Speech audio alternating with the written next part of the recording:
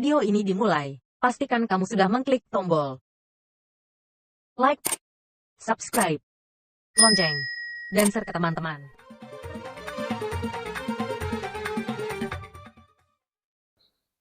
Assalamualaikum warahmatullahi wabarakatuh.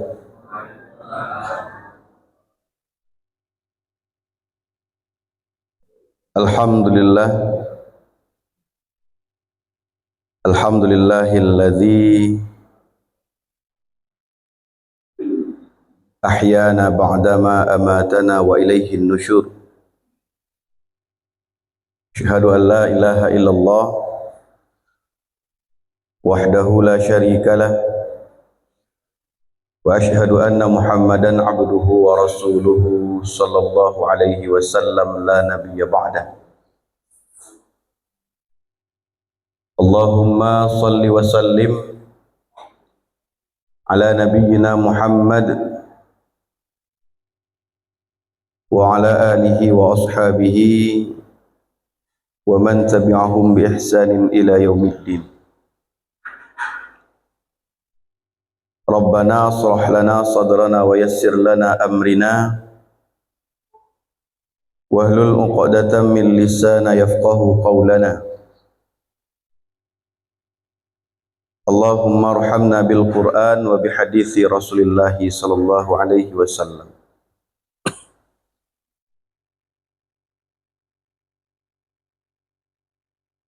Yang sama-sama kita hormati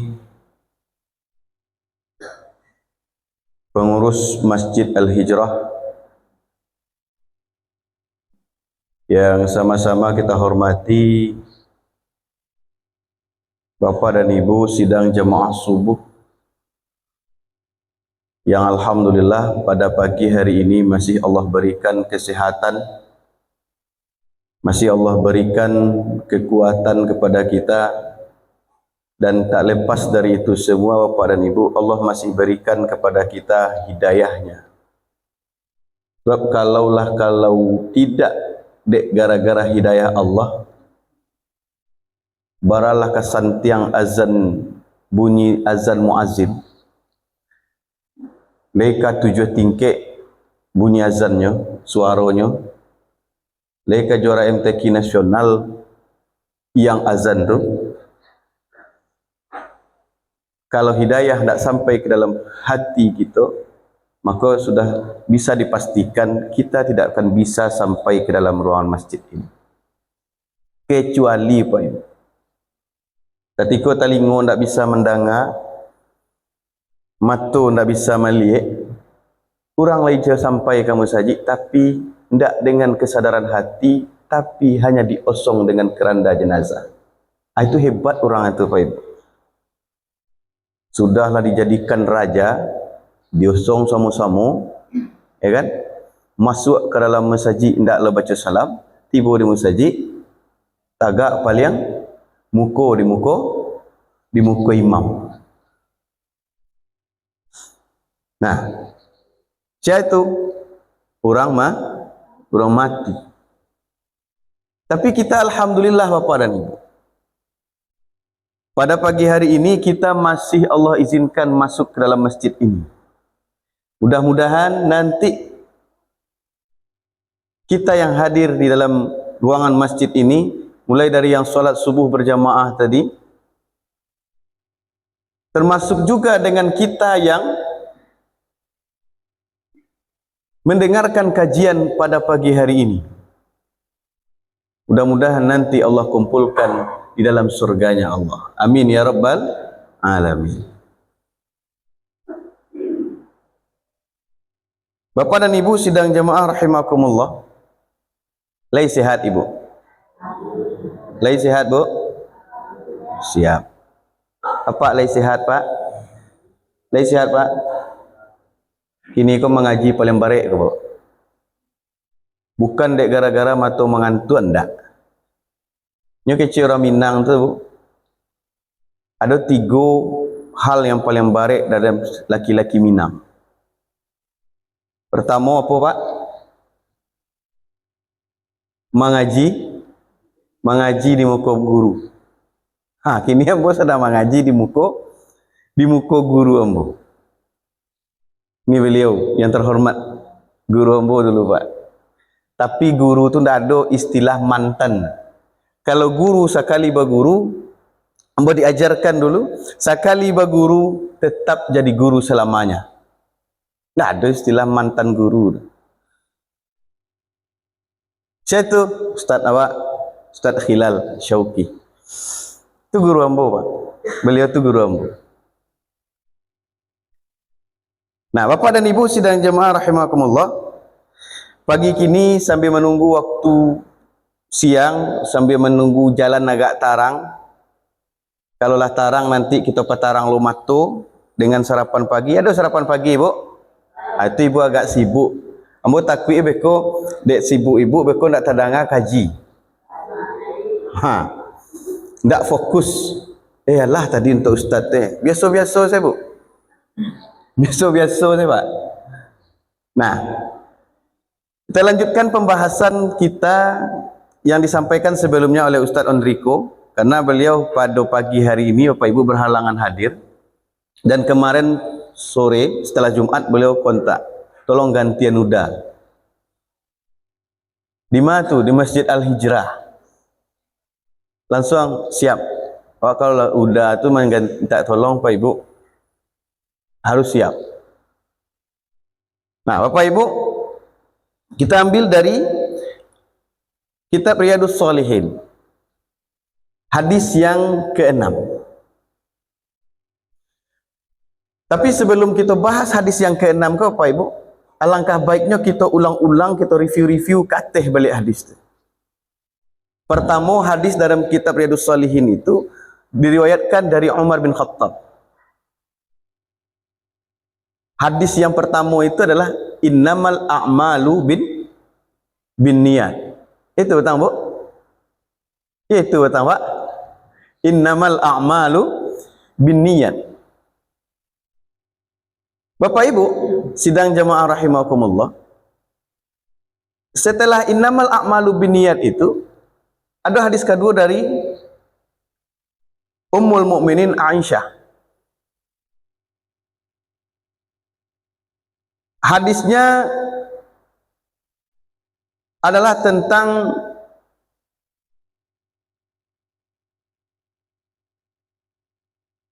pasukan hendak menyerang Ka'bah.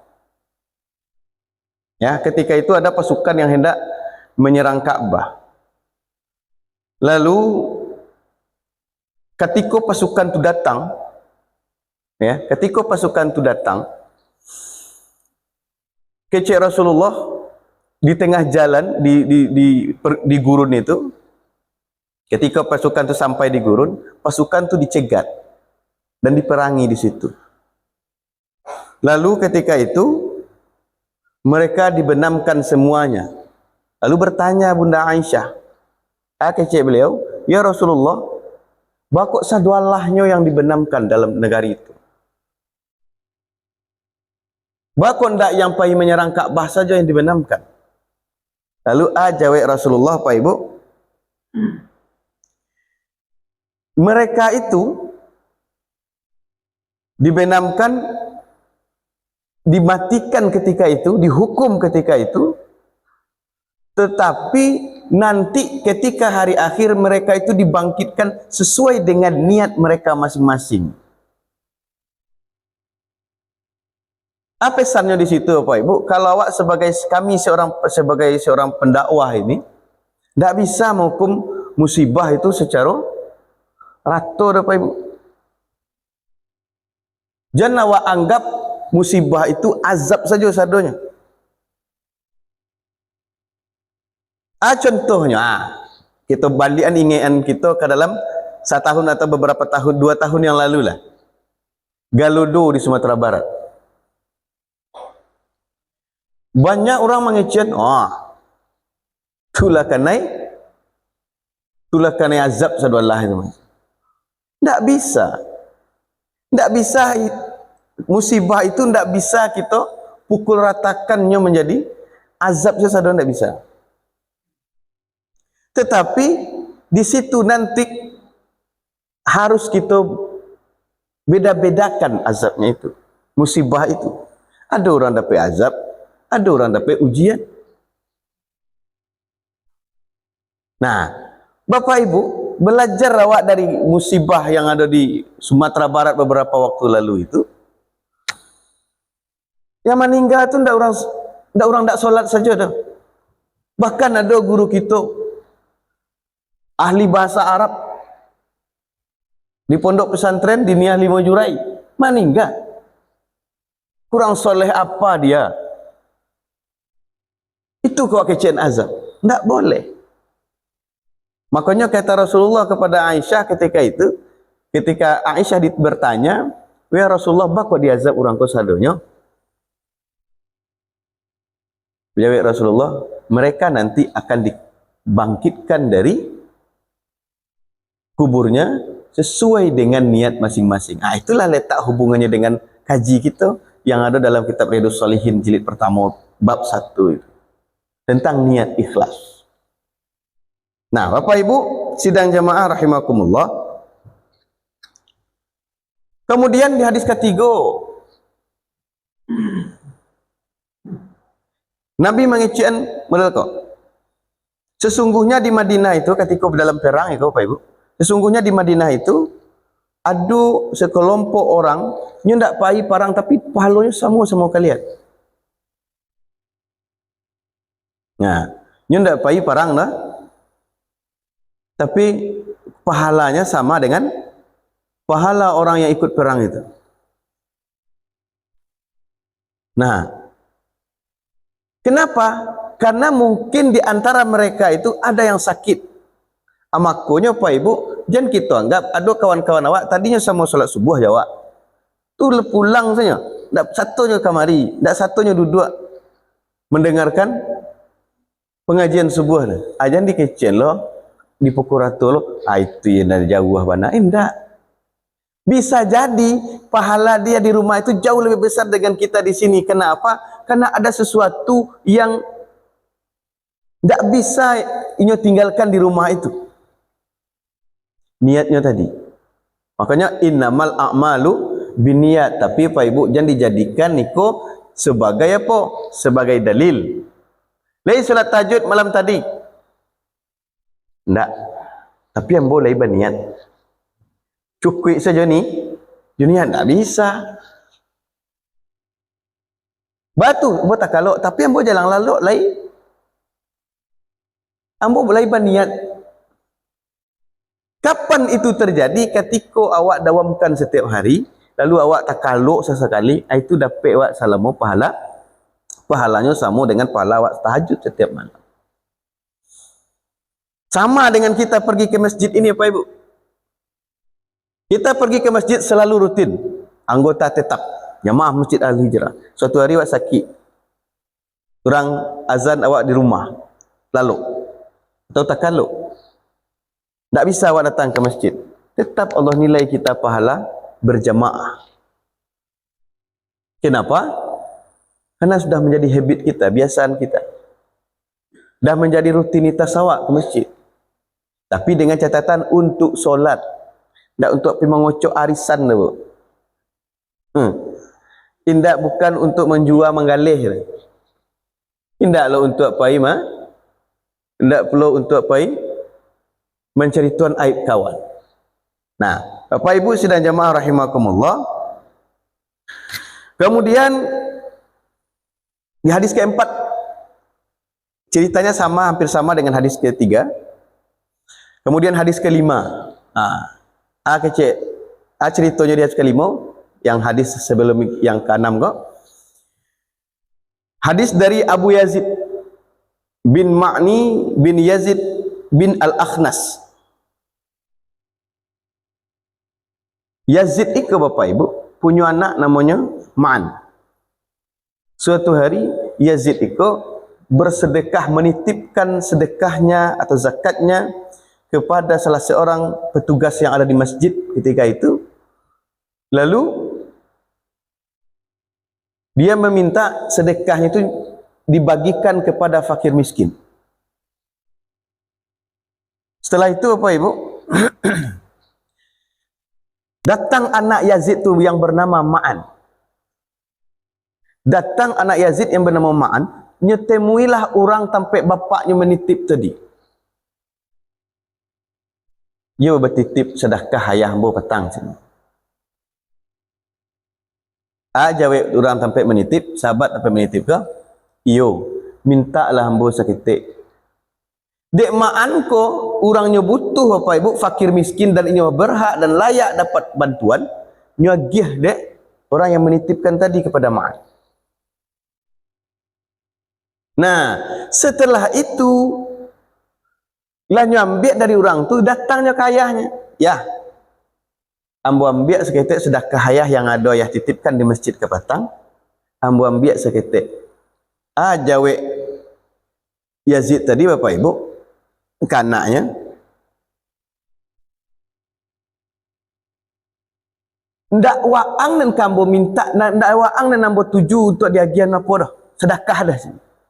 Tak halal dah. Sehingga terjadilah perdebatan. Ambo ko payah dia ambo ya. Susah lah ambo duit ke maya. Mengaku ke orang lain. Nah, Bapak Ibu, apa pesan yang awak bisa awak ambil dari situ? Pesannya adalah kalau awak ke bersedekah, cari lihat dan daki-daki awak dulu. Kok kadang awak bersedekah, acuk ke orang lain yang jauh-jauh kerabatnya sama awak, sementara di bawah ketiak awak sendiri, hidupnya susah pula. Apa salahnya anak disedekahi oleh bapak berzakat, bapak ke anaknya tu?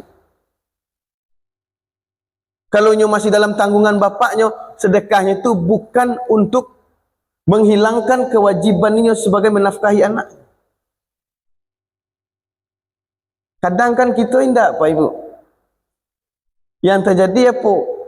Awak dia lah bersedekah ke yang lain, ke orang lain yang ada di sekitar awak tu, tidak ada jauh hubungannya sama awak.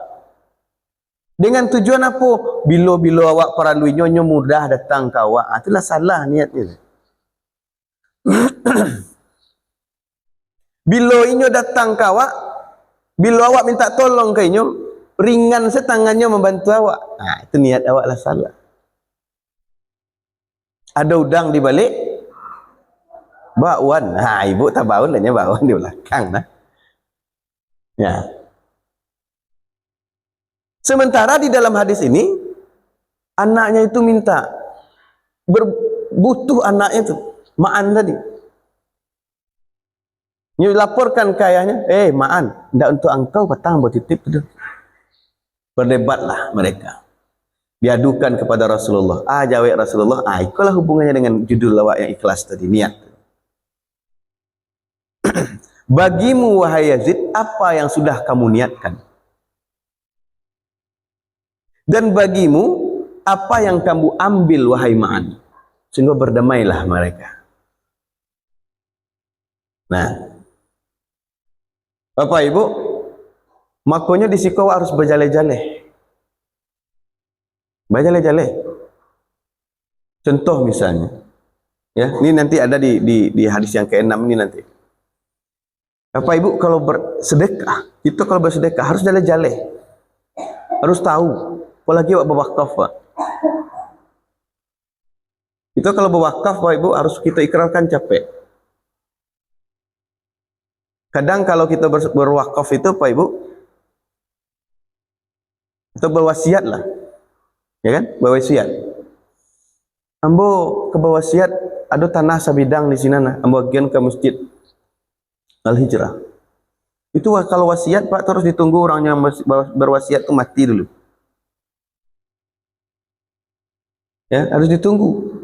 Kalau dia berwakaf, segera laporkan wakafnya itu ke Nazir yang ada di kantor KUA, ikrarkan capek. Kalau ndak nanti, kalau anak keturunannya, mungkin ketika neneknya tanah dan sabidang sabongkah itu tampai jin buang anak baru. Lebih paham ibu tampai jin buang anak? Alun ado nilai le Pak.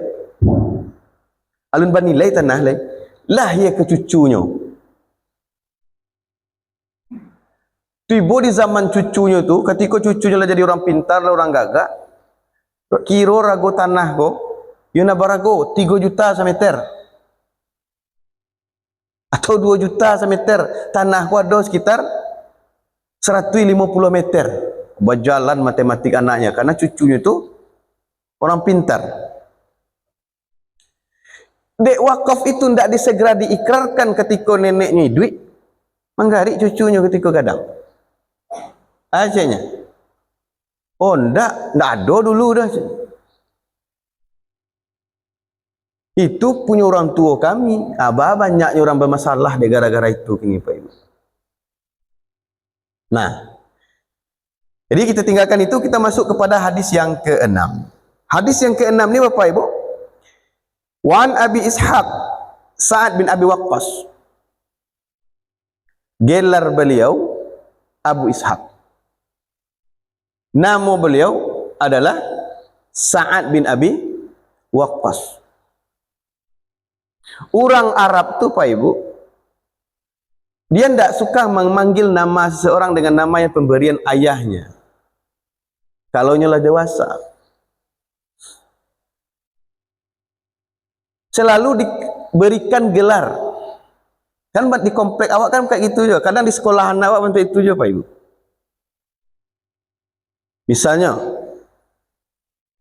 anak ibu namanya, ibu nama Bainar. Ada ibu Bainar sih Bu? Linda aman. InsyaAllah selamat makan pagi yang berbeku. Tapi kalau ada Bu Bainar tu lah ditembak lah awak di Ustaz Gaji. Ibu Bainar tu anaknya nama Fatimah. Beko di sekolah hanya panggil dek kawannya, dek guru Fatimah tu siapa panggil? Mama Fatimah. Sama Pak waktu itulah. Apa nama Pak Sony? Sony Eka Putra. Nama anak Pak di komplekku, nama anak apa? Dia apa lagi misalnya Abu. Apa lagi misalnya Muhammad. Jadi apa? Acok kalau orang baru-baru tinggal di situ, hanya di mana rumah Abu Muhammad? Itulah Sa'ad bin Abi Waqqas tadi. Sa'ad bin Abi Waqqas. Anak beliau Ishaq namanya. Wa an Abi Ishaq. Siapa itu Sa'ad bin Abi Waqqas? Siapa itu Sa'ad bin Abi Waqqas Bapak Ibu? Ya kalau awak mengaji hadis Bapak Ibu, awak harus tahu dulu ba'a yang sanadnya itu. Sahabat yang meriwayatkan hadis itu, yang menerima hadis itu, yang menyampaikan hadis itu, awak harus tahu minimal seketik banyaknya.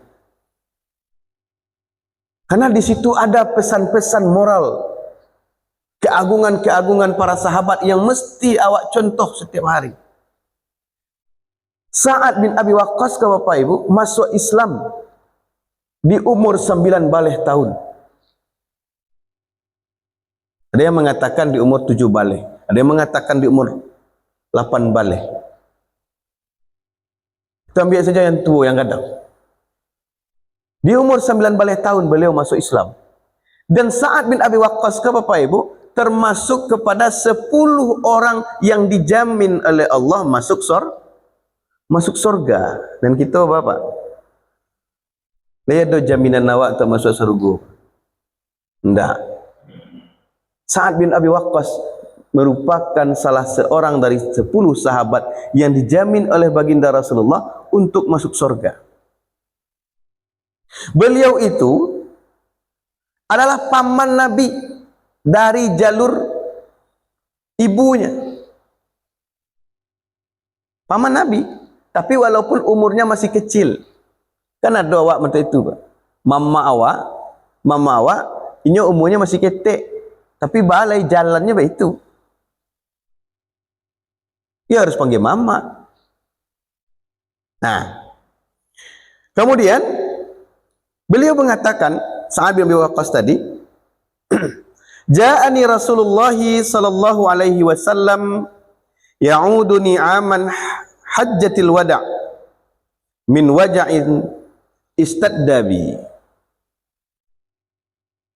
Rasulullah sallallahu alaihi wasallam mengunjungi aku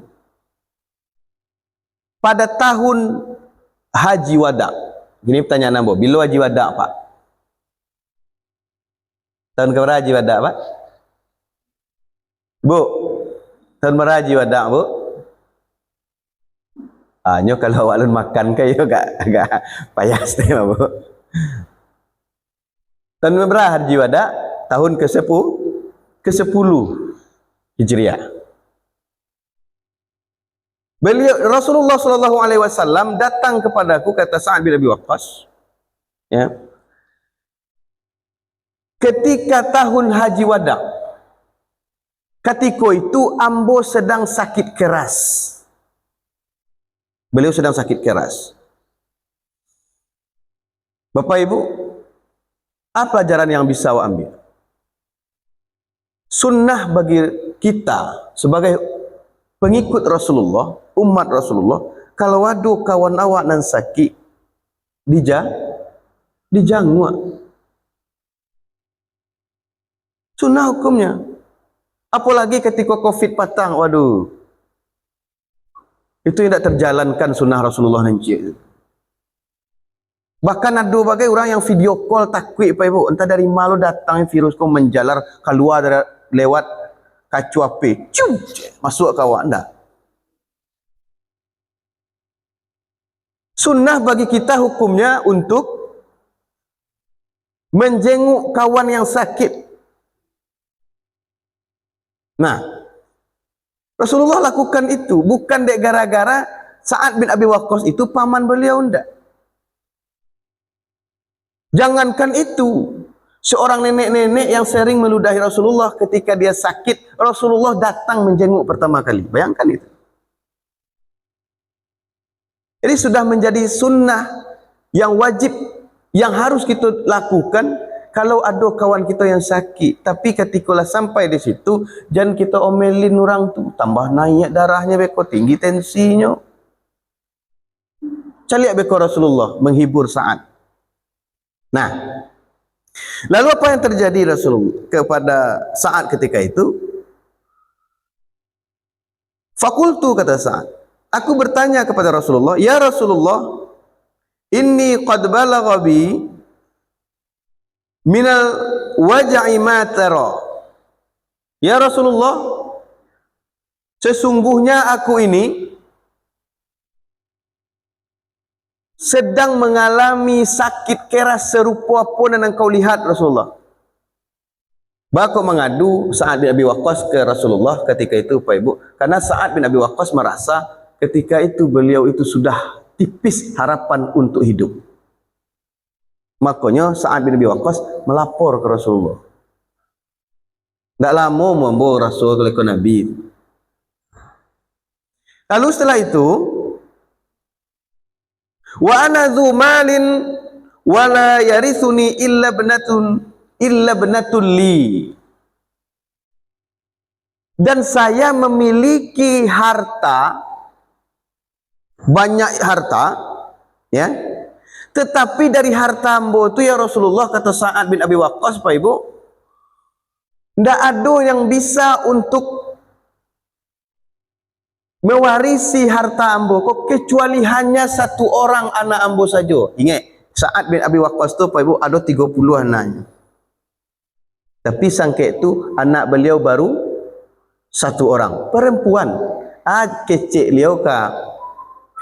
Kecek beliau ke Rasulullah, ya Rasulullah, bagaimana afatasaddaqu bi thulutsaini mali? Wahai Rasulullah, kalau harta ambo nan banyak ko ya Rasulullah, ambo wakafkan, ambo sedekahkan harta ambo ko 2/3 dari harta itu. Aja ya Rasulullah.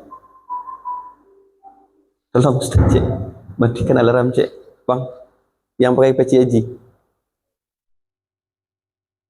Ya, matikan satu, itu alarm itu. Aja ya Rasulullah Pak Ibu. Tidak. Kalau datang pengurus musaji kini, kalau datang kita lanjutkan aja lah, jangan kita hiraukan apa Bu. Kalau datang orang kini ke pengurus musaji, nyok mati lagi, lah tua bana, ratu orang kayu gadang, ambo punya, ambo lah sakit bana, lah sakit ambo. Ambo kamu sedekah, aku harta ambo tu ada sekian sekian sekian sekian. Ambo sedekahkan kamu saji 2/3. Jawe pengurus saji hari kini bapak. Babu. Jawe pengurus musaji, bantu cik Matit. Jawe pengurus musaji kira-kira pak. Siap pak, kami terima. Kalau ndak bisa je terlepak tangan je niru kami terima macam ni. Tapi jawab Rasulullah indah pak. Sa'ad bin Abi Waqqas mengecen, ko ambo sedekahan harta ambo tadi sebanyak 2/3 untuk jalan umat ba Rasulullah. Jangan. Nyolarang dari Rasulullah. Padahal anaknya cik berarti. Kalau hitung-hitung kasawak siapa ibu? Ada Sa'ad bin Abi Waqqas ko berharta atau awak misalnya berharta 1 miliar. Kalau 2/3 dari 1 miliar itu berapa kira-kira pak? 660 3 juta sekian lah. Ini itu sedekahnya. Dengan tujuan apa? Mengharapkan ridha Allah. Tapi kecil Rasulullah, jangan. Kalau setengahnya, saparo itu artinya 500 juta. Jangan. Kalau ambo wakafkan,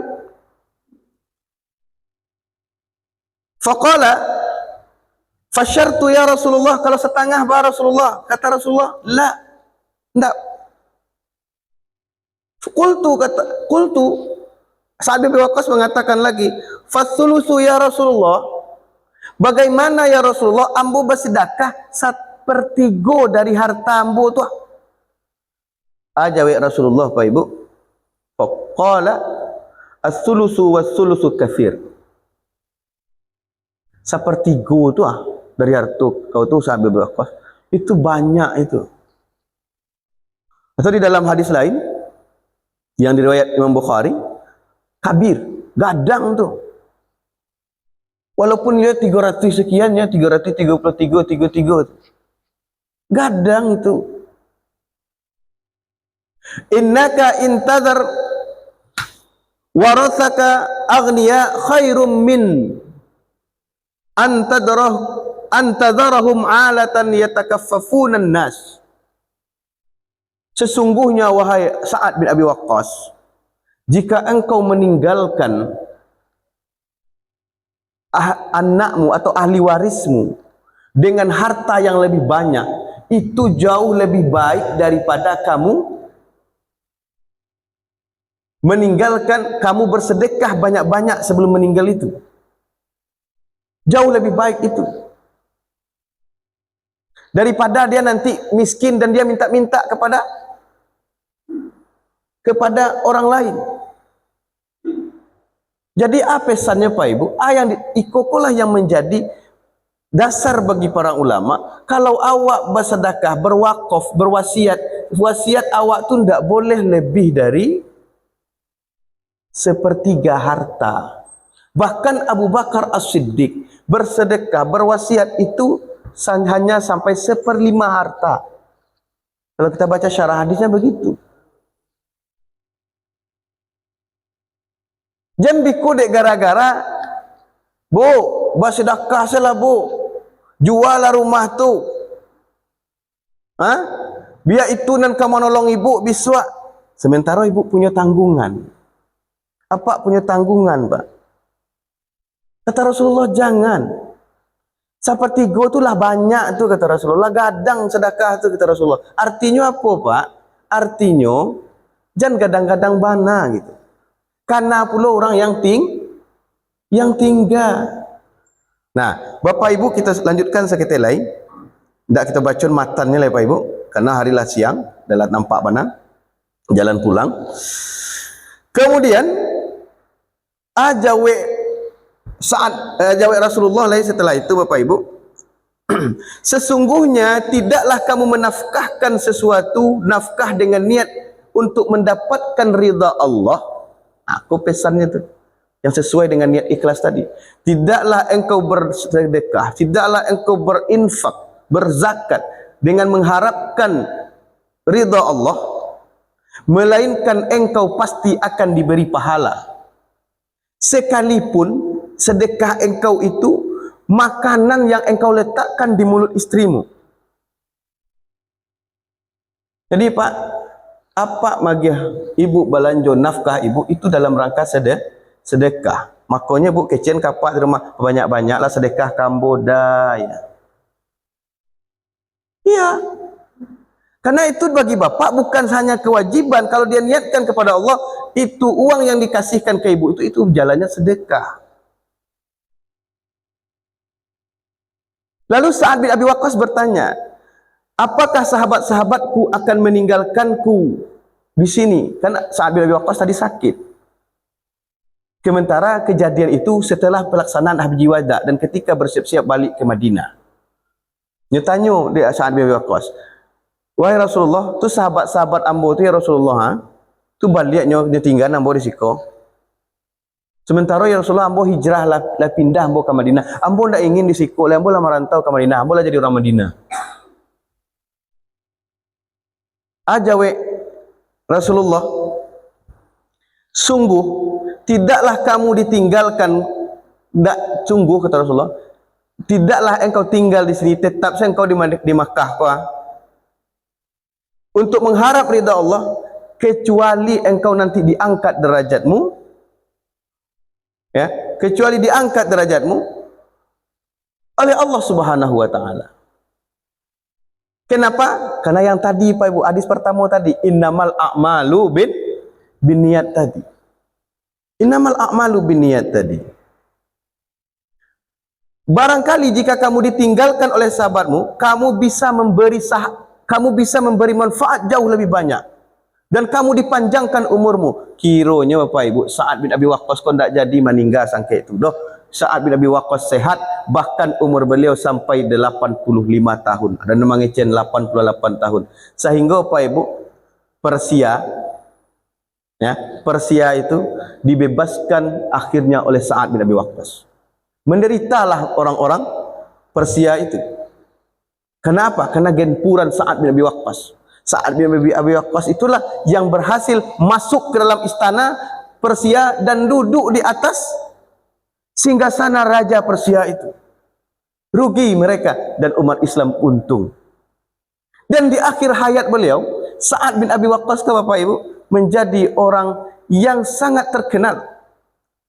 Di mana terkenalnya? Di langit, bukan di bumi. Di bumi, setelah beliau di masa Utsman bin Affan, beliau pergi ke suatu pelosok daerah menyendiri, padahal di situ posisi bagus sampai untuk Sa'ad. Batu sebagai panglima, menteri dapat dia tu, tapi Sa'ad ndak. Ajawe Sa'ad ke anaknya kita kitanya, ya, bako ndak payah ya ke Madinah, bako di desa kau ya. Ajawenya Rasulullah pernah mengatakan Allah lebih suka kepada orang yang bertakwa, menjaga ketakwaannya dan tidak terkenal dan tidak mau berebut kekuasaan itu. Beda jawab kini Pak Ibu, kalau bisa menjilek ke atasan lah, dakik je atasan, tu jilek-jilek sekitar itu, berko jadi kabit. Nah, Bapak Ibu sedang jamaah rahimakumullah, ini hadisnya panjang Pak Ibu, kita cukupkan sampai di situ. Jadi apa pesan yang bisa kita ambil Bapak Ibu? Ternyata niat ikhlas kita itu sangat-sangat bergantung kepada apa yang kita laksanakan itu. Niat awak tu, ikhlas awak tu memang harus kita tunjukkan. Makanya tadi Rasulullah mengatakan, tidaklah kamu tinggal di sini, kamu beribadah di sini, melainkan nanti Allah akan angkat derajatmu. Tergantung apa niat awak. Maka dari itu Pak Ibu, kalau kita sudah berniat di sini bersedekah, sedekahlah di sini. Amalan yang Allah niatkan, lakukan. Jangan ditunda-tunda. Mungkin itulah kaji kita pagi kini Pak Ibu, hadis yang ke-6 dari kitab Riyadhus Shalihin. Mudah-mudahan besok dilanjutkan oleh Ustaz Enrico di hadis yang ke-7. Baik Bapak Ibu, terlebih terkurang mohon maaf. Assalamualaikum warahmatullahi wabarakatuh.